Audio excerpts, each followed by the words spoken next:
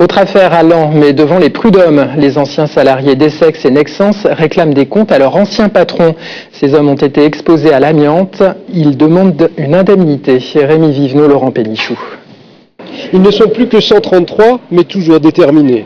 Ce matin, ces anciens salariés de Nexans et Essex à Chauny, deux usines fermées respectivement en 2008 et 2009, devaient dire au conseil de prud'hommes de Laon s'ils acceptaient une conciliation ou pas avec leur ancien employeur.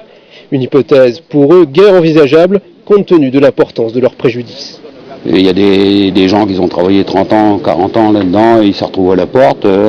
Les gens qui ont une quarantaine d'années sur le marché, ils sont déjà vieux. Alors nous, on a plus de 50 ans, on est quoi nous? Il n'y a personne qui veut de nous.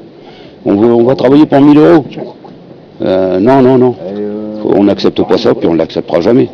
À l'époque de leur licenciement, chacun des salariés avait reçu entre 30 et 60 000 euros de prime de départ, un montant jugé dérisoire aujourd'hui, notamment au vu d'un nouvel élément, l'exposition d'une grande partie des salariés à l'amiante, à la silice ou au benzène. J'ai des collègues qui ont quand même suivi des opérations, et puis qu'ils ont perdu un poumon quand même. Et l'usine savait très bien dans quel domaine ils s'engageaient, vu que l'amiante c'est extrêmement dangereux, quoi.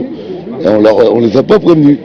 Donc j'estime que là déjà aussi la justice doit rendre gain de cause à ces gens-là. C'est l'employeur lui-même qui a remis à ses collaborateurs ce que l'on appelle un certificat d'exposition, en identifiant la durée d'exposition, et là on est atterré de constater que depuis le premier jour où ils sont rentrés dans la structure jusqu'au jour de leur départ, ils sont en situation d'exposition.